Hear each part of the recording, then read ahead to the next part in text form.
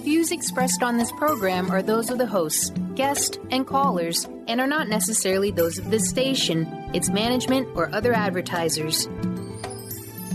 You're listening to Transformation Talk Radio.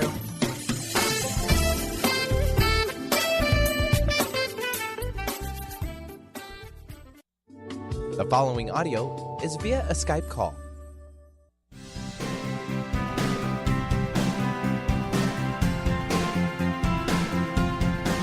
Welcome to the hit show Raging Skillet Radio, mouthing off with Chef Rossi. Each show, Rossi, a.k.a. Chef Rossi, and author of the hit memoir, The Raging Skillet, mouths off about different subjects in the pursuit of breaking down walls and opening up our minds. Look out. She and Dr. Pat banter back and forth using the subject of each show as a framework for uplifting, inspiring, and what exuberant conversations. So get ready for that appetizer that will wet your whistle as we lean into the main course of the day. Issues, conversations, things that are heavy on your minds, but lightening up your heart. And ending each show off with that sweet, sweet, sweet dessert of inspiration. Now, here is your host, Chef Rossi. Hi, I'm Chef Rossi. And I'm Dr. Pat. Boom. We are ready to mouth off. We are ready to go. Hey, everybody. I'm Dr. Pat. I'm the host of the Dr. Pat Show, Transformation Talk Radio, and I'm here with Chef Rossi. Yep, that's it. Rossi is what we like to call her, but I like to call her Chef Rossi. You know, what I want to just say about Chef Rossi and today's show and the Raging Skillet and all of the above is that, you know, coming in here and being able to have a conversation about Raging Skillet Radio and what it means to mouth off with Chef Rossi is that this isn't just about us bantering back and forth about things that are on our minds and we're just complaining about it. That's not what the show's about. The show's about talking about things that are on the minds and are in the hearts of people. And what that means is, if you know anything about Chef Rossi, if you've read her book, if you've seen the play they've done of her life, you'll know that she is in the world discovering who she is, figuring out what that means in the world, and then being in the world to help create a better place for all of us. That's what this is about. Whether you know her as a rebel anti-caterer or if you know her as this person that speaks what's on her mind, you also know that she has a giant, giant heart.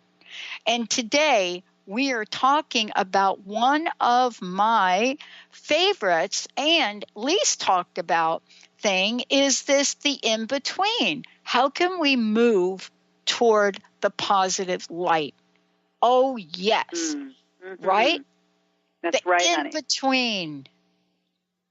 Well, can I just interject for 1 second? I got to tell you, if this isn't a whole show about me kvetching and complaining, I'm out of here right now. I'm Jewish. That's how I breathe.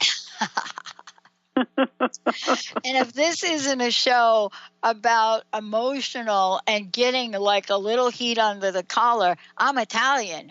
I'm out of here. Oh, you're out of here, too. If you can't get hot and spicy, you're gone. Yeah. Not only am I Italian, but I just found out my grandfather was born in Brazil, so I don't even know what to do with that, Chef Rossi. Oh, boy, you're going to have churrasco marinara. Uh-oh. Did we just create that right here? I think we just did. I got to come up with a recipe for it. You got to write that down. I know. Let me write it down right now. Churrasco marinara. I love it. Let's do that.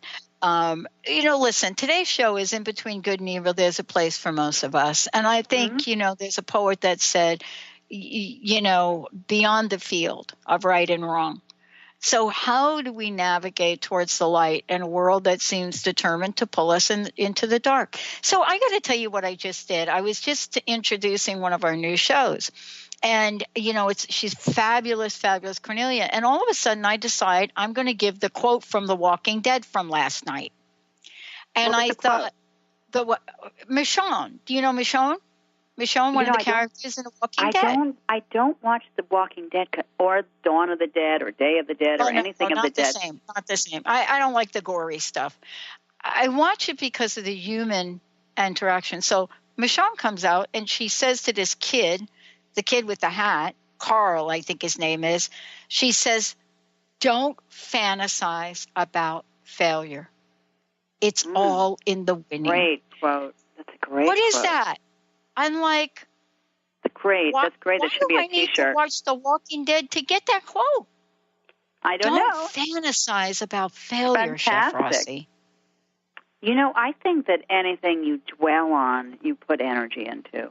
Yeah. What was interesting is that this whole idea of the in-between, the reason that came about for me was because I was in the synagogue on the high holidays, and the synagogue I go to in New York is Congregation Beth Simchat Torah, or CBST. It's the gay and lesbian synagogue, but it's everybody and everyone. You know, like, really, you don't have to be gay. You're like every walk of life, every religion, everyone goes there. And there's so many people on the high holidays that they rent out like a large part of the Javits Center. So on Rosh Hashanah, there were 5,000 people there. On Yom Kippur, there may be 6,000 people there. And they do all these great speeches. And normally, you kind of fall asleep during these sort of religious speeches, but not here. And a young female rabbi was talking, and in her speech, she was talking about how everybody concentrates on trying to be good and trying not to be evil, like only on the ends. Let's be good, let's not be evil. And she said, really, life, and for most of us, it's all about the in-between. So most people are not truly good, and most people are not truly evil, with a few exceptions, of course.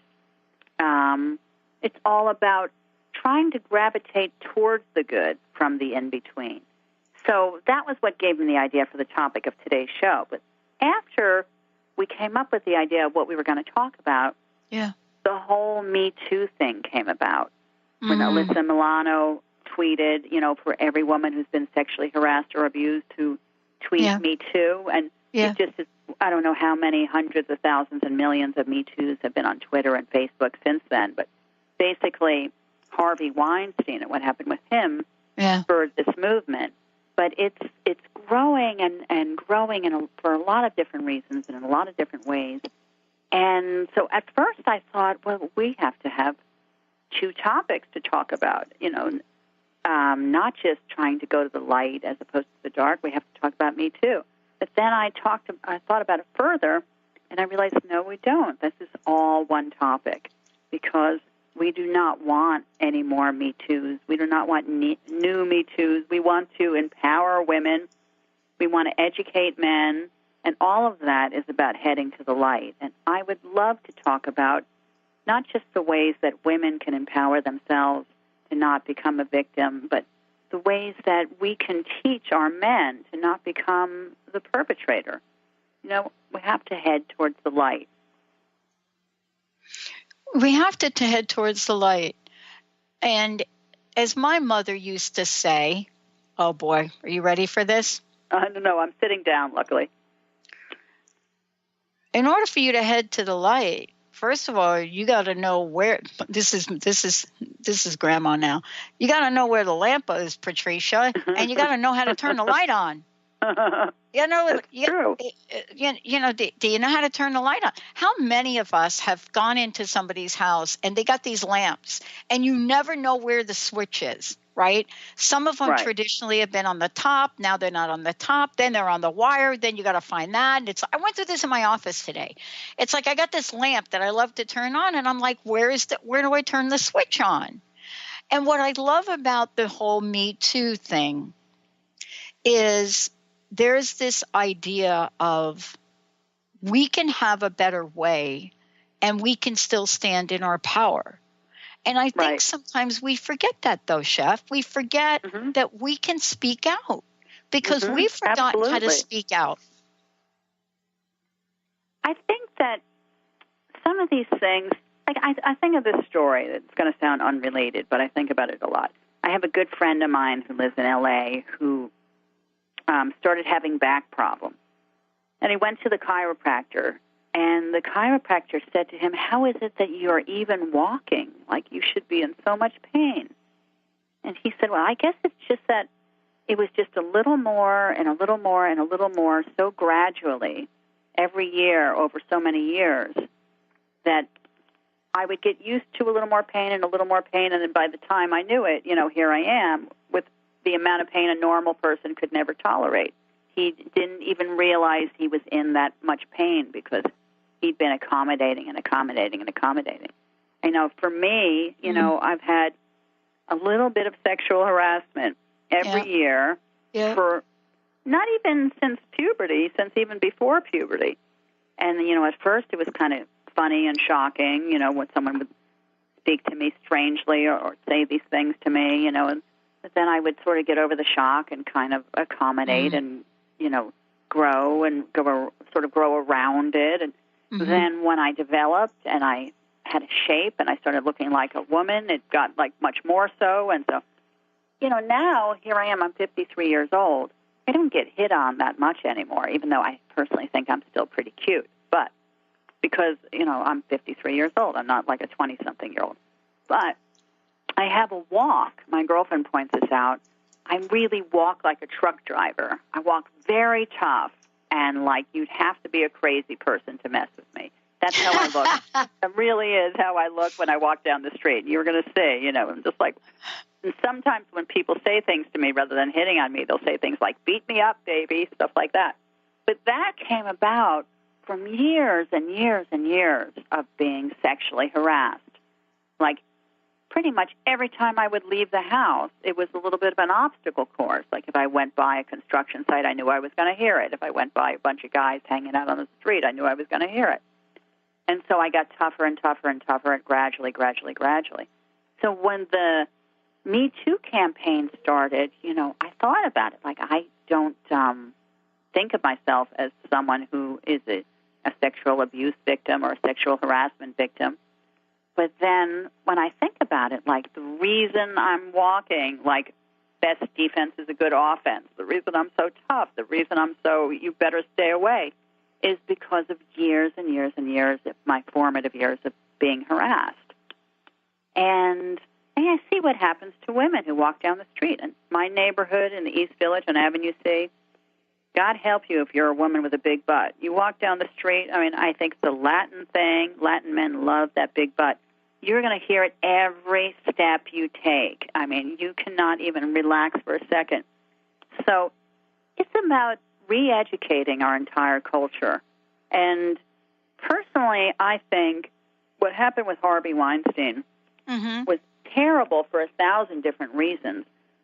But it was the reason it was mostly terrible, and this I thought about today, and I have to write this down, and you should too. The reason it was mostly terrible was not because women like you and like me and like every woman we know, we didn't say, when Harvey Weinstein's crap came out, we didn't say, here we go. We all said, here we go again. Right. Again, because we've all been through some aspect of it. I do not know a single woman who has not been through something. You might find, my friend Nancy pointed out to me recently, you might find a few men who have never sexually harassed a woman, but you will not find a woman who's never been sexually harassed in some way or another. This is all our story, and we just don't talk about it. We don't talk about it because we don't want to make waves. We don't want to make enemies. We don't want to lose our job. We don't want to call attention to it. But I say, viva la wave maker. Well, I love talking about this, and I want to just give everybody an opportunity to call into the show today, 1-800-930-2819. We're taking your calls. Please weigh in on this, 1-800-930-2819. It's not that I am like completely like, oh my God, really? Okay. Are you going to speak out now and then you're not going to speak out anymore? Thank you for the whole Me Too thing. But while we're sitting here talking about this, I am really struck by a conversation I had this weekend. Very similar, kind of. But my friend says to me, Chef, she says, Pat, I know the eye is all on Harvey Weinstein and Weinstein. It's all on Harvey. And I said, yeah, and it should be. And do you know what she said to me? She said, you have two eyes. Put one on Harvey and put one on what's about to happen to the elderly. And I thought, it can't be. We're not talking sex. So what she was saying to me is this in between that we're talking about today. There are many opportunities for us to look at it. And what she was alluding to was the fact that this tax thing that's going on is going to cut. And I posted something about it this morning because people were commenting, and I posted an article that was somewhere, I think it was CNN, 473 billion cuts from Medicare over 10 years.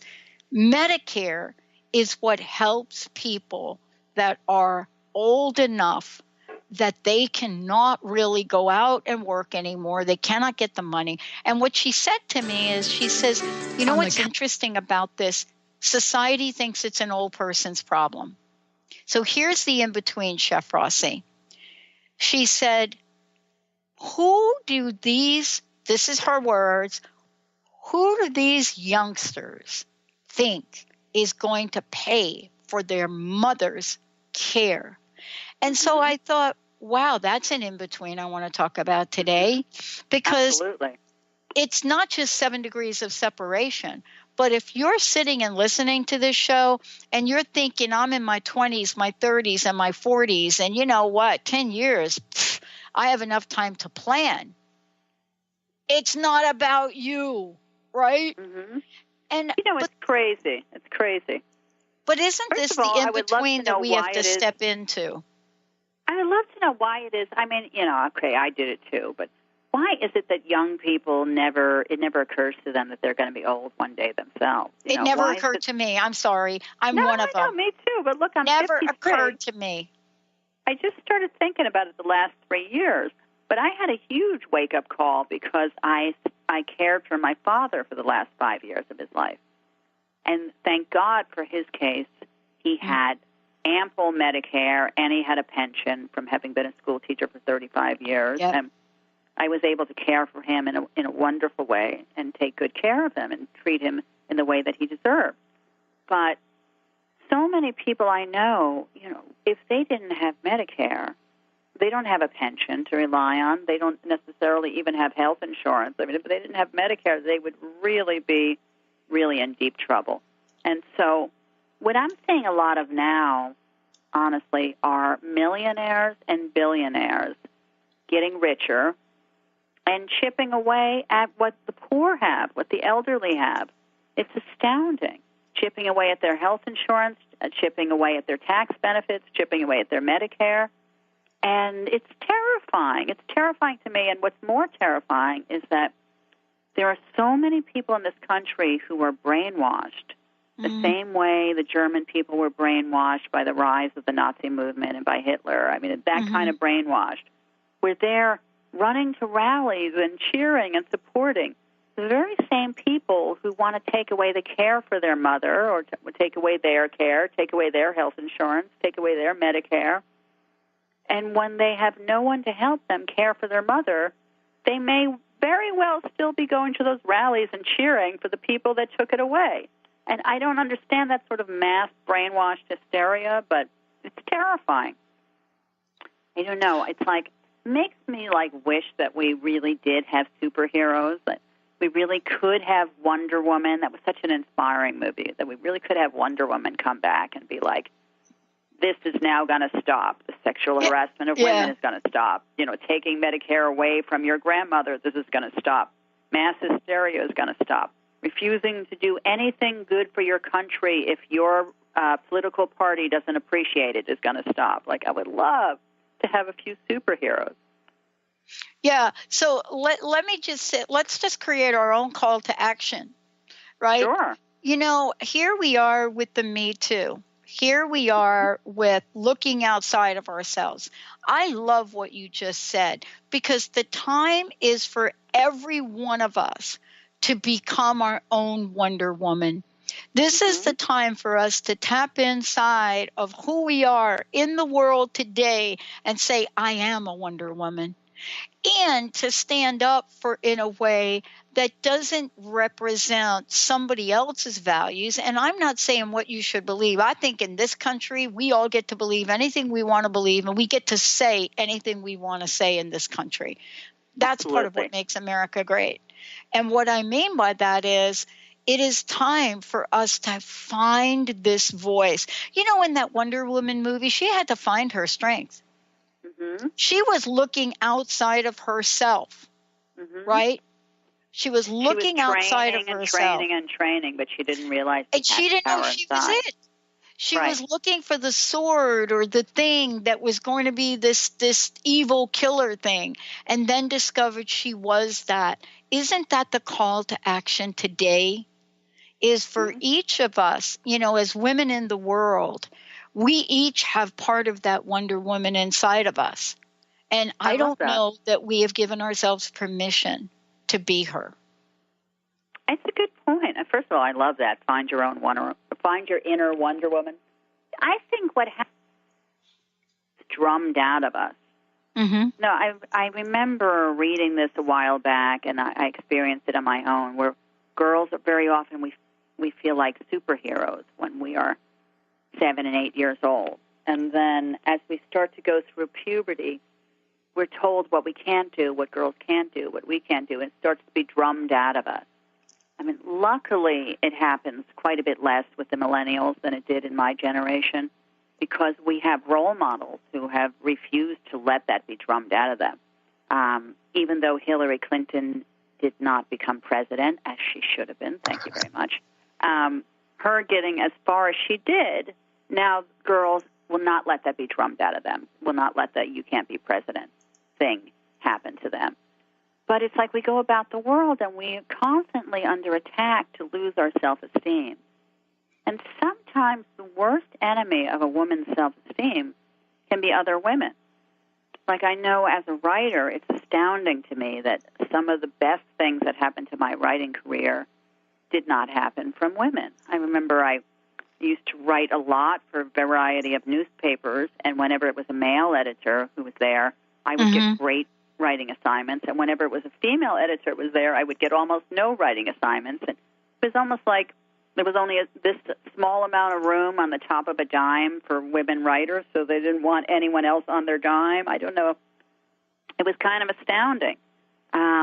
When I do find women who help me, especially if they're peers and they're helping me in the same profession they have, I take a moment to give them gratitude and to really celebrate what they're doing. And I try to do the same thing. Yeah. And, you know, I want to talk about something, too, because sometimes, you know, we can sound like there have been things done to us and men have not come in a place to help be our angels. I will tell you that in my career and in my life, what I loved about being able to look back in deep, deep gratitude, Chef Rossi, is that angels in my life have no gender. They have no race. You're right. They are angels. I got to tell you, Brian McGorry, oh my God, I can't even believe I remember Brian McGorry. Brian McGorry was my supervisor when I was maybe, 18, 19, in Bell Labs payroll in a room of 50 people.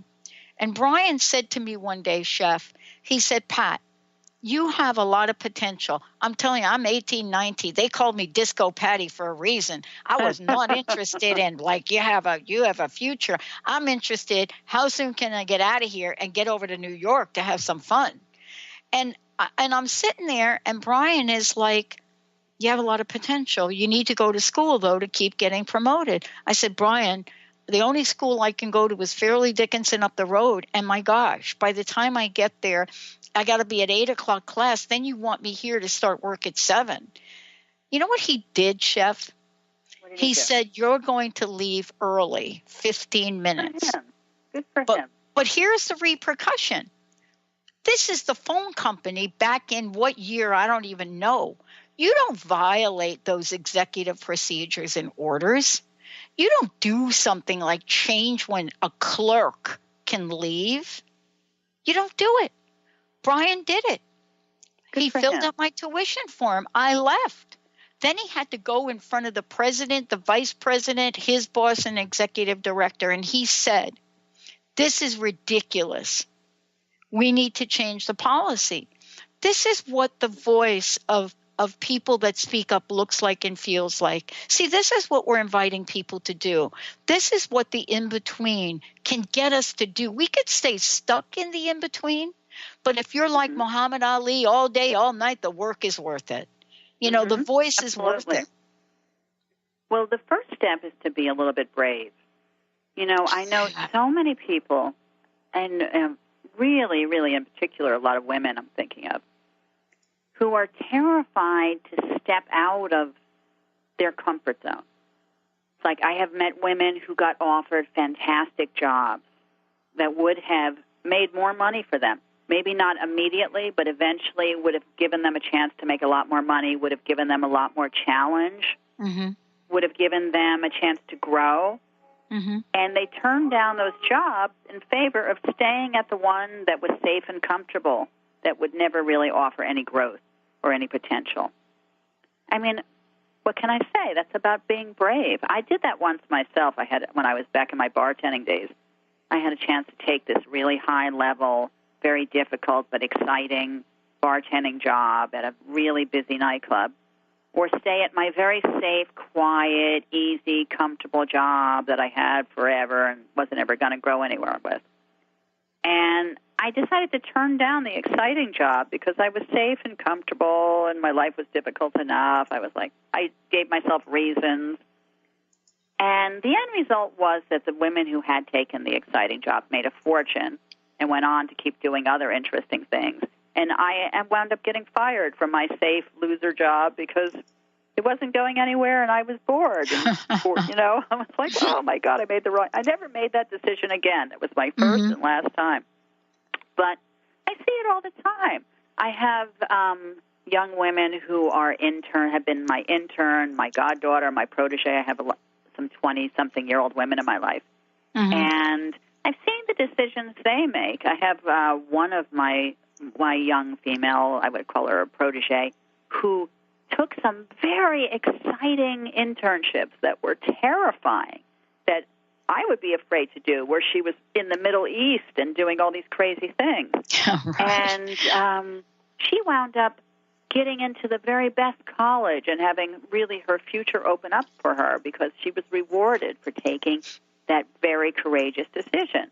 I know a lot of other women, especially young women, who the second they get something that feels comfortable, just want to stay there forever because they're not striving and they're not being nervous and they don't want to worry, I think you have to, someone once told me this, that it's never good to make decisions based on fear. But that goes both ways. It's not good to not do something because you're afraid of it, but it's also not good to do something because you're afraid of it. I've also done a lot of stupid things to prove I wasn't afraid of it. That's just as bad. I think being brave has got a lot to do with being kind. People never think of those two as linked, but they really are. I mean, if someone's in trouble and you have to put yourself into some kind of jeopardy to help them, then you have to be brave to be kind. If someone is being sexually harassed and you have to put yourself under the spotlight to stand up and say, me too, leave her alone, me too, leave her alone. You have to be brave to be kind, to be supportive. So I like that. That's a Chef Rossi quote. That's something we're going to talk about today. But that is the takeaway from the show. Be brave to be kind. Absolutely. How can we support you in that? We're going to take a short break. The in-between. How can we move toward the positive light? And I think Chef Rossi gave you the what I like to consider the secret formula for it. Be brave to be kind. So much so much will change in your life. The feeling of bravery to be kind, there's nothing quite like it, because you're stepping outside of yourself. You're being drawn by a purpose and a power so much greater than yourself. And you're doing it in the spirit of kindness. Let's take a short break and we come back. Brave to be kind. That and much more. 1-800-930-2819. Give us a call. Love to know your thoughts. We'll be right back with Chef Rossi.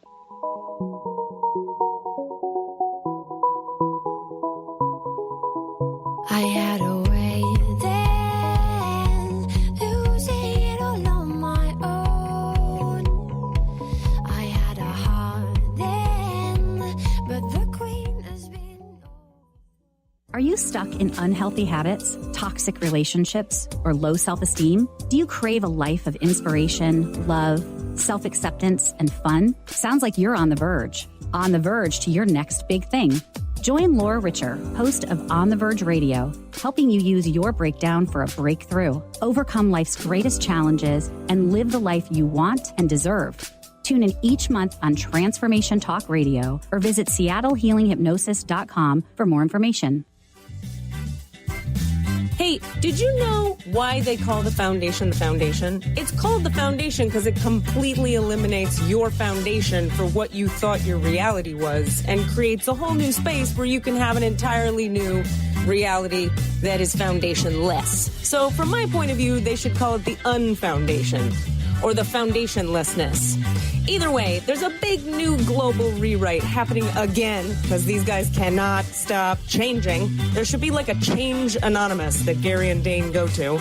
And it's happening April 28th to May 1st. You can find out about it at accessconsciousness.com/global foundation. It's happening in Paris. Go to Paris or do it online or find a pod near you. These are all the options you have. And what else is possible?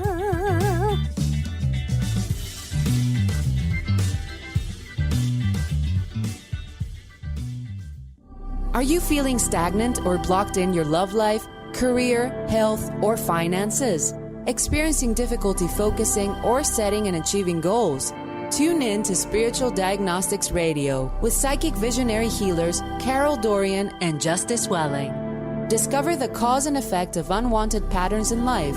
Tune in every Tuesday at 12 p.m. Pacific on Transformation Talk Radio. For more information, visit spiritualdeed.com. Are you ready to tap into the healer within? Hi, I'm Mary Jane Mack. Did you know the real doctor is the source that lives within you, that heals within you minute by minute every day? The healer within is the innate intelligence of the human body. When we cut our hand with a piece of glass, we don't have to command the body to close the wound and grow new skin. It knows how to heal itself. We do have to nourish the skin by disinfecting it and remove the glass, or it cannot heal. The innate healer relies upon us to assist in this healing process. Our role is to identify its needs, provide the substances required for the healing, and remove the obstacle. Contact us to achieve optimal health at 888-777-4232. That's 888-777-4232. And visit us at maryjanemack.com. You show the lights that stop me, turn to stone. You shine me when I'm alone. And so I tell myself that I'll be strong and dreaming when they're gone.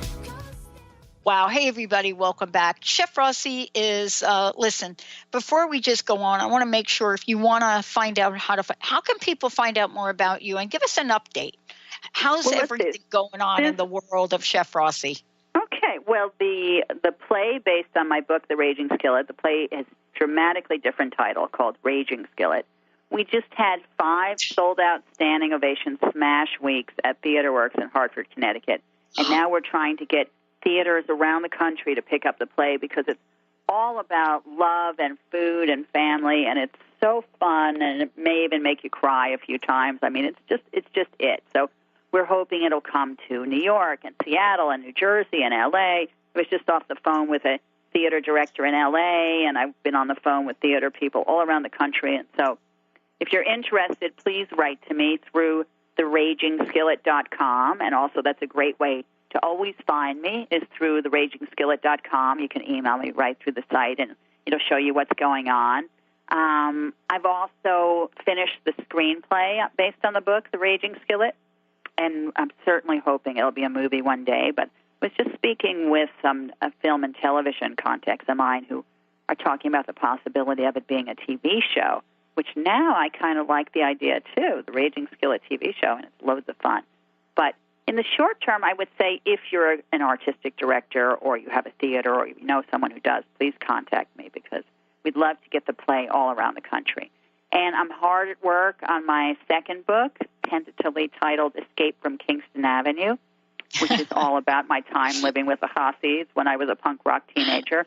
And if there's ever something that will make a book, it is a pink-haired punk rock teenager living with Hasidic Jews in 1981 Brooklyn. I mean, forget about it. Oh my God! I don't want to start laughing hysterically. I don't even know what the book is about, but I have a visual of that. You know, growing up in the Bronx, you know, I have such a visual of that, of seeing you then doing that. But you know, isn't it interesting? Look at us. You know, I shared this story a lot of times of me selling hot dogs from a hot dog cart. Yes, I did do that.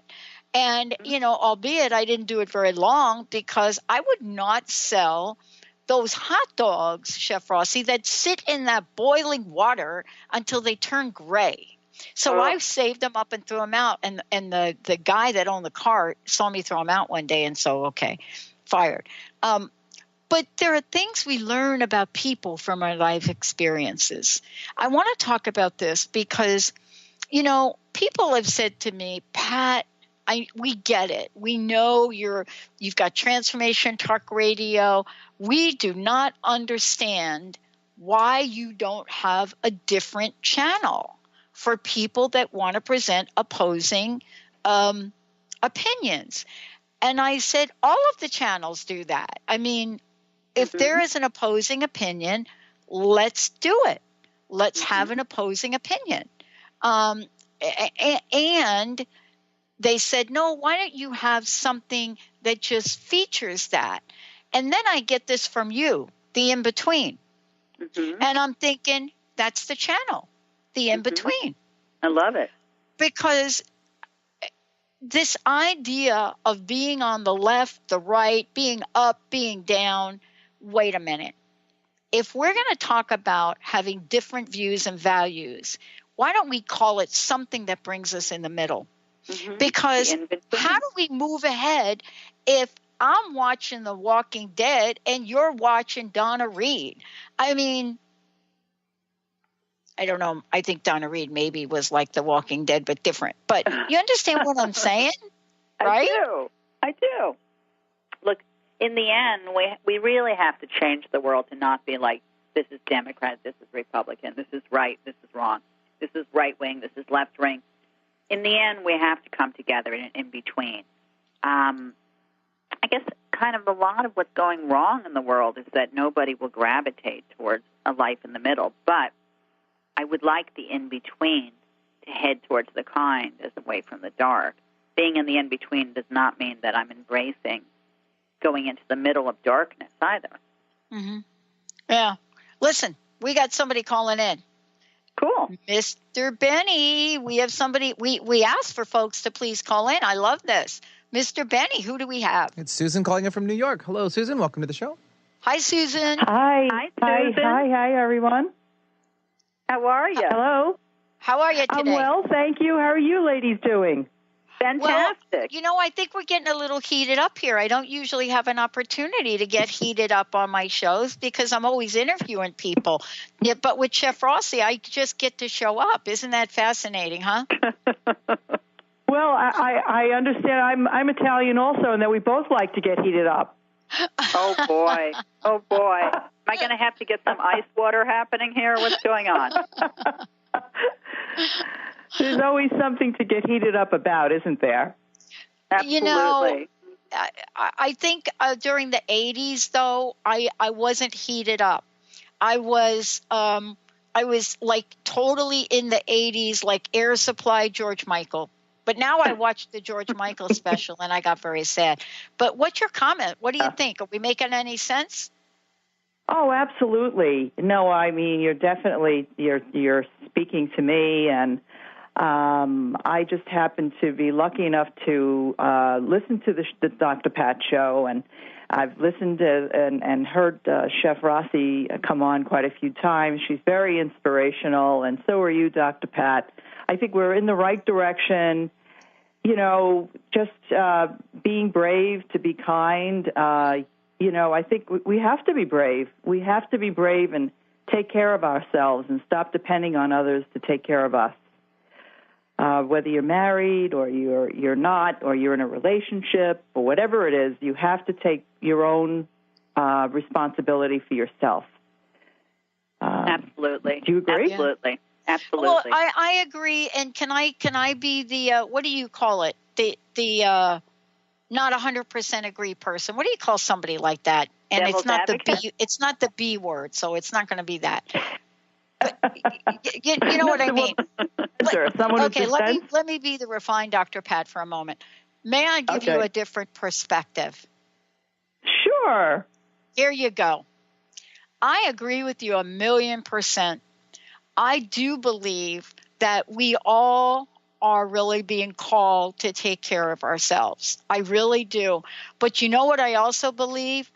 I believe that if you are going to change policies and change things in a massive way, we need a little bit of a heads up, folks. And so when they repealed the psychological contracts in work, and believe me, I was part of that in 1990 and 91 when we initiated the first downsizing, nobody prepared us.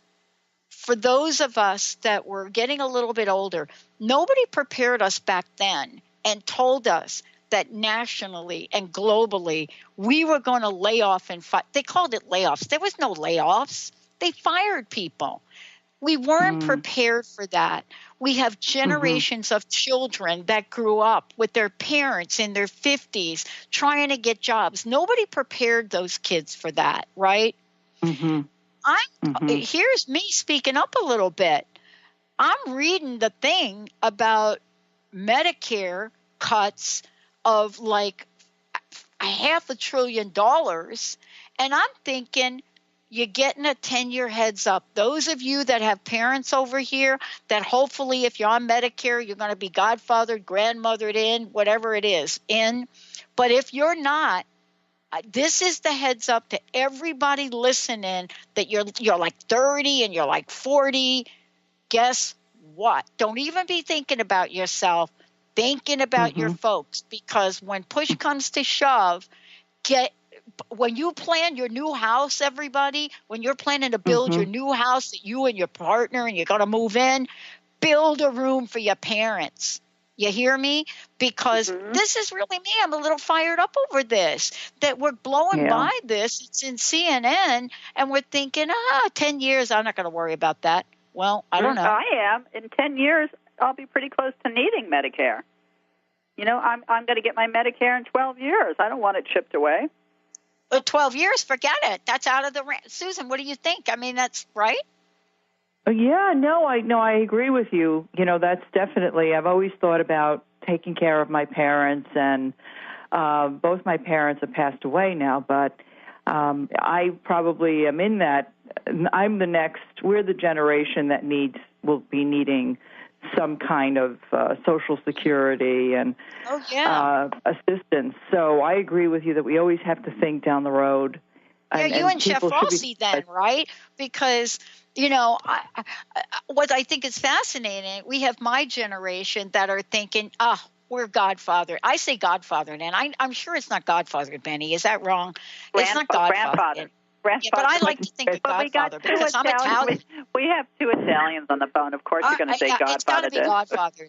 Godfather then, because I know what would happen if you ever crossed anybody in my family. But the thing that I want to say about this is real. And we do have to be brave to be kind. And right now, being brave to be kind is starting to ask questions. Don't you think we should just ask a few questions maybe? Very, very, very loudly. Oh, very I loud. think You a lot should of ask those questions loudly. I also think a lot of young people are struggling to keep their families together, They are. and they're so busy doing that it's very difficult for younger people that have young children growing in their adolescent years, growing up, to think outside of themselves enough to consider the ramifications of what's going to happen down the line. I don't think that they're thinking about it. I don't think that you really see these things until you've already lived your life and you see the things. I know. And you're more compassionate as you get older. Your compassion deepens. Yeah. I'm not saying be like me. Please, don't try to be like me. Let me tell you why. This is like the pot calling the kettle black right now, because the bottom line for me, Chef Rossi and I were talking about this. When I was Jessica's age, and I look at Jessica and I think, oh my God, how much wisdom, how much vision, how much caring. Oh my gosh, I'm thinking like, no, not me. Here I am in my 20s, and we were joking about this. I'm thinking, just call me Pat Donna Summer Basili. Give me a disco ball. Just New York City. Yeah. How early can I get to New York? I showed up in the office once on overtime, stoned out of my head from having a party. And you could I walk in and I'm asleep at the water fountain. And so no, don't be like that. Don't be like me. No. And I was a different version of that. I was like Rossi, Johnny Rotten, Joe, and Jet. Oh my gosh. But same idea. But can't we all do me too? Can't we say me too? You see, right. This is my wounded spot. I vote for the underdog. Absolutely. I work with women that have struggled with addictions. This is for me. This is what I have to really look at in my life. And don't be like me. Be better than me. And this is so important. Speak up. I will tell you this, that when I wasn't partying, I was marching on Washington. I was marching in New York. I was burning my bra. Why? Why was I doing that? Because you were a badass. That's why. Well, and because we weren't criticized for speaking out. I mean, they didn't like it, but we weren't criticized. How can we help others? This is what I want to ask you both, because I don't know the answer to this. How can we help others be brave, to be kind? What can the three of us talking here, what can we do? Well, the simplest answer is an answer to a lot of things in life, which is to lead by example. Like if you would like people to be brave and to be kind and to be brave to be kind, do the same yourself. Lead by example. Show what bravery looks like. Show what being brave to be kind looks like. And also to talk about it a lot, to open the conversation, to ask questions. I know that as a public speaker, it's come a lot where I was sort of wondering, what I could do to entice people to ask more, to get into the conversation. And the best advice I got about that was to ask them questions, to get them to open up. Yeah. So if you want people to be brave, to be kind, you can also ask them. You can speak to young people and say, what could you do today that would be brave, that would be kind, that would be brave to be kind? And that opens up the conversation.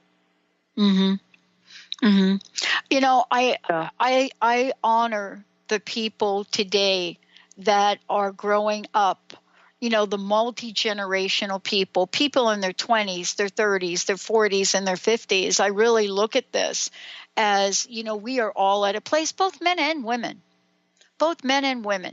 and we are at this place where our children, our grandchildren, our friends, our partners are asking us, give us some insight, help us, right? And is that the message for today? Allow yourself to be fully you in today's world. Is that our message? What do you think, Susan?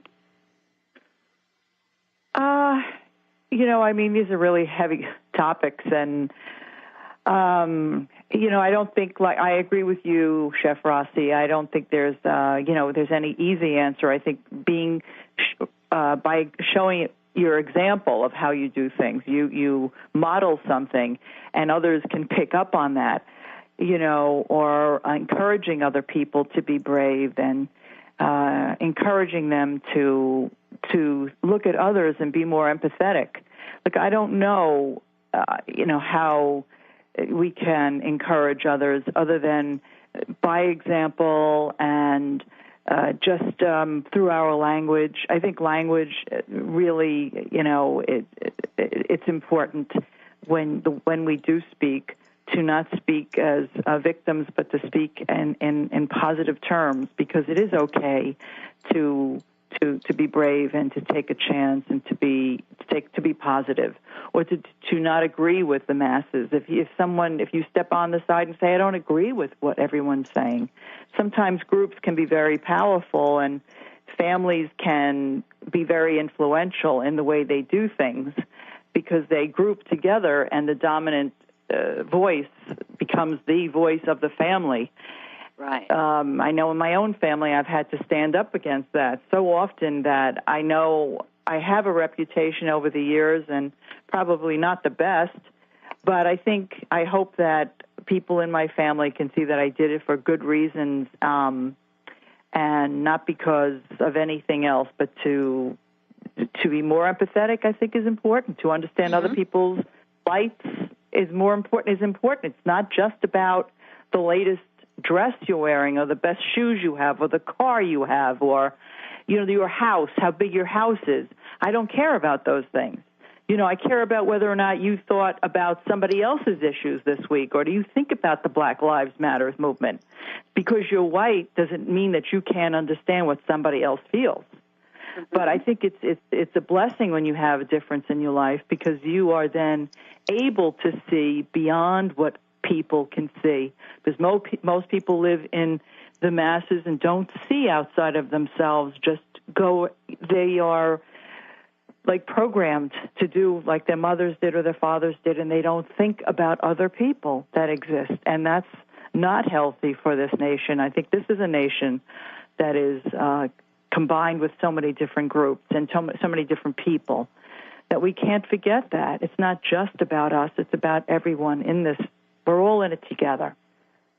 Just like our grandparents had the benefit of coming here, and how I thank them. Every day I think about how lucky we are to be here.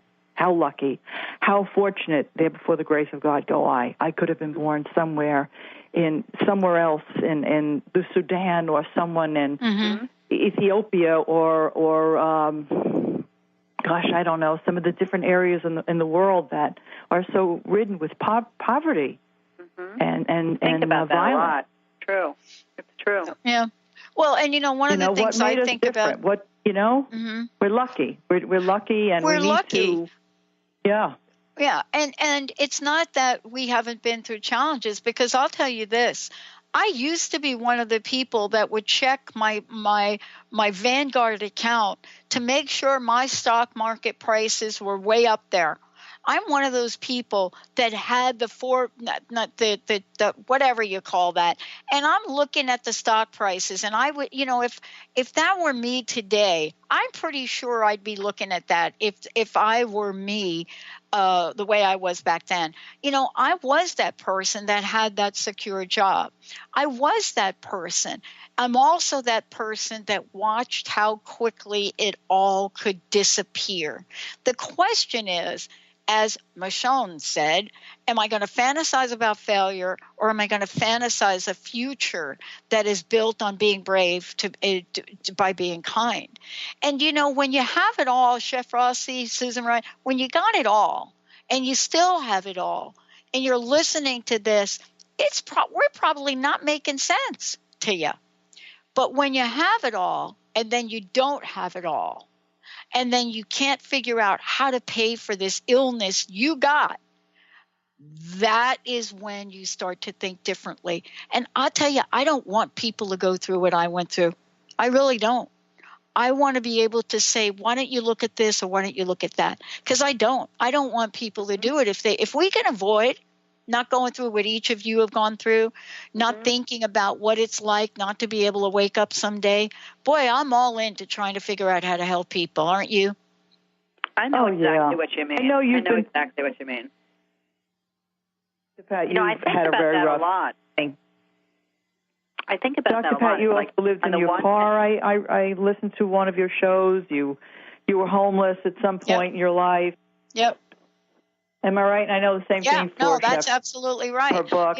I learned everything I know about sales today begging for money in the Port Authority in New York.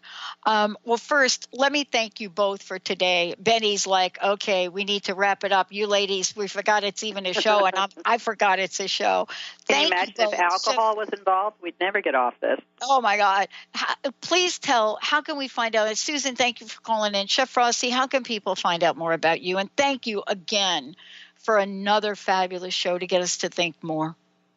Well, you can always go to theragingskillet.com, and there you'll find me and all the other places I'm at, because I'm also on Instagram as Chef Rossi NYC, and I'm Chef Rossi on Twitter, and I think I'm Chef Rossi NYC on Facebook. All this technology, I'm like, I just had to ask someone to help me turn on my iPad the other day. I need a 13-year-old to follow me around and teach me about all this technology and social media stuff. But I'm basically all over the place, but the easiest way to find me is on theragingskillet.com. And Chef Rossi is right here on TransformationTalkRadio.com every month. And we're kind of thinking of doing a couple of other really cool things together. For those of you out there, remember this. We don't have to fantasize about failure. Because think about this. What would you do if you knew you could not fail? Fantasize about that. Chef Rossi, thank you so much for today. Benny, Susan, and everybody out there, you're the best. We'll see you next time. You've been listening to Raging Skillet Radio, mouthing off with Chef Rossi. Tune in on Transformation Talk Radio, and if you have missed any part of this, check it out at theragingskillet.com or transformationtalkradio.com. Say hi to Chef Rossi, let her know what's on your mind, and we will bring it to the next show. Visit theragingskillet.com, and don't forget to get your own copy of the hit memoir, The Raging Skillet by Chef Rossi. See you next time. The preceding audio was via a Skype call.